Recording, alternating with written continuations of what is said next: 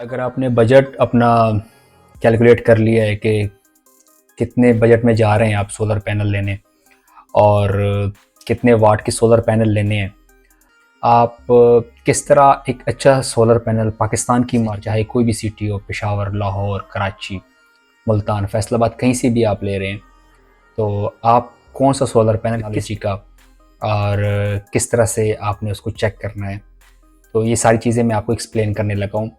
तो चले चलते हैं, देखते हैं कि एक सोलर पैनल हम मार्केट से ख़रीदते वक्त किन किन चीज़ों को अपने मलहूज़ खातिर रखना है आपने। तो सबसे पहले हमारे पास आती है जो कि हर कोई बोल रहा होता है कि पैनल की एफिशिएंसी, पैनल की एफिशिएंसी। तो पैनल की एफिशिएंसी होती क्या है, पहले मैं आपको ये बता देता हूँ, ठीक है। तो फॉर एग्जांपल कोई एक पैनल है जिसकी एफिशिएंसी है इस वक्त मार्केट में, जो एक पैनल का ऑनर या ओईएम जिसे कहते हैं वो क्लेम करता है, वो कहता है कि 22 है। तो उसका मतलब ये है कि अगर 100 किरणें आ रही हैं सूरज की किसी सोलर प्लेट पे, तो उसके अंदर से सिर्फ 22 किरणें ऐसी हैं जिसको वो उसको कन्वर्ट करके हमें बिजली पैदा करके दे रहे हैं। बाकी की जो 78 जो उसकी रेज़ हैं वो डिस्पर्स हो जाती हैं, इधर उधर चली जाती है, हमें उसकी एनर्जी नहीं मिलती। एक बात तो हो गई ये। अब एफिशिएंसी आपको हमेशा लाजमी बात है, जितनी ज़्यादा एफिशिएंसी होगी उतनी ज़्यादा आपकी एनर्जी की प्रोडक्शन होगी, तो उसको आपने देखना है कैसे है, ठीक है।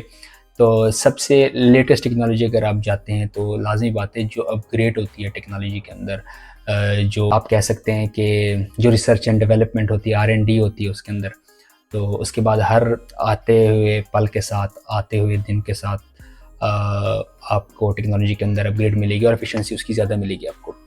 तो सबसे पहले मैं आपको कुछ बता देता हूँ कि कौन सी टेक्नोलॉजी इस वक्त अच्छी है, जो सबसे इस वक्त मार्केट में, ठीक है। तो इस तरह से आपने टेक्नोलॉजी देखनी है। अब देखो, जो चीज़ें लेटेस्ट आ रही हैं उसकी टेक्नोलॉजी अच्छी ही होगी ना। तो लोंजी हेमो X10 जो है ना, दो टेक्नोलॉजीज़ को कंबाइन करके उन्होंने 23 समथिंग के एफिशिएंसी निकाल के लेके आ रहे हैं। तो सबसे इस वक्त अच्छी वो है, ठीक है। तो आप उसकी तरफ जा सकते हैं। उसके बाद आप जिनको टाइगर न्यू N की तरफ जा सकते हैं।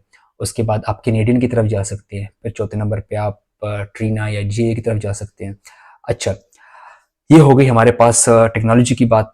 अब हमने ये भी देखना होता है कि क्या हमारे पाकिस्तान के अंदर, जो जैसे हमारे कुछ एरियाज़ ऐसे हैं, सिंध के कुछ एरिया, साउदर्न पंजाब के कुछ एरियाज़ जहाँ पे टेम्परेचर बहुत हाई होता है, तो उस टेम्परेचर हाई के लिए हम देखो, हमने एक चीज़ देखनी है, हमने सारी चीज़ों को मिला के देखना होता है। उसके बाद जो है ना, हमने ये देखना होता है क्या ये पैनल हमारे काम का है कि नहीं है। उसके बाद हमारे पास एक चीज़ होती है ड्यूरेबिलिटी, क्या उसकी जो सकत है, हवा जब आती है या कोई बर्फबारी होती है तो उस वक़्त वो क्या सर्वाइव कर पाएगी, वो जो उसकी सरफेस है, ठीक है। तो उसके लिए हमने कुछ चीज़ें देखनी होती हैं। आईईसी और यूएल की जो है ना सर्टिफिकेशन होती है, सर्टिफिकेशन मैं फिर बता रहा हूँ, यूएल और आईईसी की सर्टिफिकेशन होती है झालाबारी के लिए और विंड के लिए। जब भी आप देखें तो आप उससे कहें, आप उसको यूएल और आईईसी की सर्टिफिकेशन देखें, पहले इंटरनेट पे जाके देखें कि इस जो मैं पैनल मैंने सेलेक्ट किया है, क्या इसकी सर्टिफिकेशन ये है कि वो विंड को और झालाबारी को बर्दाश्त कर सकते हैं, ठीक है। अब लाजमी बात है, झालाबारी की अगर उन्हें सर्टिफिकेशन दी है तो उस सर्टिफिकेशन में आपको पता है झालाबारी ऊपर से गिर रही है, तो उसकी सर्टिफिकेशन अगर वो दे रहा है तो इसका मतलब वो बर्दाश्त कर रहा है, ठीक है। तो अगर वो सर्टिफिकेशन है तो इस उसमें नहीं जाना कि कितनी ज़ोर से झालाबारी आ रही है, कितनी स्पीड से हवा आ रही है। अगर उन्होंने सर्टिफिकेशन दे दी तो इट्स ओके, चलेगा। उसके बाद वारंटी है, आपको जो ज़्यादा वारंटी दे रहा है और जिसका फुटप्रिंट पाकिस्तान के अंदर, आपके शहर के अंदर ज़्यादा है, आप उसकी तरफ जाएँ। एक चीज़ कंस्ट्रेंट ये हो गई। और अच्छे ब्रांड की तरफ जाएँ, आप ये जो अभी न्यू ब्रांड्स आ रहे हैं उसकी तरफ अभी ना जाए। उनका बिज़नेस चलता है, नहीं चलता, वो कल को इधर रहते हैं, नहीं रहते हैं, वो भाग जाते हैं।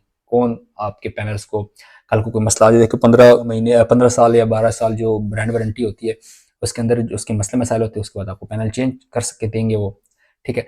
तो वो चेंज करने के लिए आपके पास वो कंपनी वहाँ पे मौजूद होगी, तो वो चेंज करेंगे ना, ठीक है। ये बात होगी। उसके बाद सबसे इंपॉर्टेंट चीज़ जिसके ऊपर मैं कहता हूँ कि ये चीज़ अगर आप बाकी सारी चीज़ें जाती हैं सही सही का, एक दूसरे के ऊपर नीचे होते, ओवरलैप कर रही होती है, करीब करीब ही होती है, लेकिन ये जो चीज़ है मैं आपको बताने लगा हूँ, ये बहुत इंपॉर्टेंट है। वो है टेम्परेचर कोफिशिएंट। टेम्परेचर कोफिशिएंट एक ऐसी चीज़ है जिसको आप इग्नोर नहीं कर सकते। यही वो चीज़ है जिसको देखने के बाद आपने फाइनल डिसीजन लेना होता है। देखिए, टेम्परेचर कोफिशिएंट जिसका जितना कम होगा ना, जितना कम होगा उतना ही आपका जो पैनल है ज़्यादा एफिशिएंट होगा, ज़्यादा पावर आपको देगा। देखिए, आपका एक नॉर्मल टेम्परेचर होता है 25 से 35 डिग्री के दरमियान, 25 से 30 डिग्री के दरमियान। उस वक्त तो पैनल आपकी जो एफिशिएंसी होती है 22 से 23 की, और आपको देगा आउटपुट। लेकिन जैसे ही इस नॉर्मल टेम्परेचर से टेम्परेचर ऊपर जाएगा, तो कुछ पैनल ये होते हैं कि पर डिग्री 3 वाट नीचे कर देते हैं, कुछ ये होते हैं कि 2 वाट नीचे कर देते हैं, कुछ करते हैं 2.5 वाट कर देते हैं, कुछ कर देते हैं 4 वाट कर सकते हैं। ठीक है, तो अब आप देखें 1 डिग्री, अब मैं 25 डिग्री को, अगर आपका टेम्परेचर चल रहा है नॉर्मल, वो सब कुछ ठीक चल रहा है, 26 हुआ, 3 वाट उसने नीचे कर दिया। इसी तरह अगर वो 40 पे चला गया, 40 पे चला गया मैं कह रहा हूँ, 25 जमा 15 होता है 40, 15 ज़रब 3 45 वाट आपका तो गया ना। अब यही चीज़ अगर 4 की होगी उसकी, 4 वाट की, यानी कि अगर उसकी इसको मैं आपको, इसको ऊपर लिखा कैसे होता है मैं बताता हूँ आपको। इसके ऊपर लिखा होता है -0.3 या -0.4 पर डिग्री सेंटीग्रेड, इस तरह करके उसके ऊपर लिखा होगा। ये मैं आपकी स्क्रीन पर शो भी हो रहा होगा।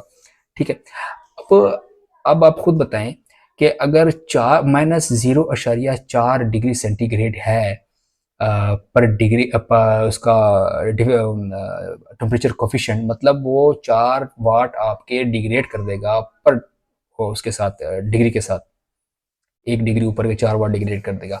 फॉर एग्जांपल आपके पास 45 पे चला गया टेम्परेचर, 25 से 45 पे चला गया, 20 का डिफरेंस ये है, 20 ज़रब 4 कर दें भैया, 60 वाट ले दे के। अगर आपका सिस्टम है भी 5 किलो वाट का, तो अब ये परसेंटेज निकालें, फिर सिस्टम आपका चल जाए तो बताना फिर मुझे। जो चीज़ें आप चलाना, आप रो रहे होंगे कि मेरा इन्वर्टर ख़राब है, मुझे क्या हो गया पता नहीं, लेकिन ये टेम्परेचर कोफिशिएंट सेलेक्ट किया था आपने, देखा था आपने इसको। तो ये, अगर आपको ये इन्फॉर्मेशन अच्छी लगी तो प्लीज़ लाइक कीजिए और चैनल को सब्सक्राइब भी कीजिए, और अपने पास ये वीडियो को शेयर कीजिए जितने दोस्त हैं, अहबाब हैं। ये वीडियो मैं आप लोगों के लिए बना रहा हूँ, मुझे तो इससे कोई फ़ायदा नहीं होने वाला, मुझे तो इस चीज़ का पता है। ठीक है ना, मैं कोई सेल कर रहा हूँ कोई चीज़ें। ठीक है, ये हो गई बहुत इंपॉर्टेंट चीज़ें। और उसके बाद देख लें कि उसके अंदर कंपनी मतलब अच्छी हो, आपके टेम्परेचर कोफिशिएंट ठीक हो, उसकी सर्टिफिकेशन हो, फुटप्रिंट उसका मौजूद हो। ये सारी चीज़ें मैंने आपकी कर दी हैं। अब काफ़ी सारी चीज़ें हैं, लेकिन ये बड़ी बड़ी चीज़ें हैं जिसका मैं डिस्कस करना लाजमी समझता हूँ कि एक सोलर पैनल लेने के उससे पहले आपको ये चीज़ें लाजमी देखनी होंगी। ठीक है, तो मज़ीद अगर आपको कोई क्वेश्चन है, इसके ऊपर आपको कन्फ्यूजन है, तो कमेंट कीजिए, मैं आपको फ़ौरन रिप्लाई करूँगा जितने जल्दी मुझसे हो सका। बाकी मेरा व्हाट्सएप भी मौजूद है, मेरा फेसबुक भी मौजूद है, तो आप वहाँ पे भी जाके मुझसे क्वेश्चन कर सकते हैं, वहाँ पे पूछ सकते हैं। तो मैं हाज़िर हूँ हरदम, ये वीडियोज़ आपके लिए बना रहा हूँ। अगर आपको लगता है कि इसके अलावा किसी टॉपिक पे आपको वीडियो चाहिए, तो मैं उस पे भी आपको वीडियो बना के दूँगा। तो thank you so much, so nice of you. बाकी ये मैं शेयर कर दूँगा, साथ में लिंक भी दे दूँगा, जितने सोलर पैनल्स हैं उनकी एफिशिएंसीज़ वगैरह मैं नीचे डिस्क्रिप्शन में लिंक दे दूँगा, आप वहाँ से जाके देख भी सकते हैं।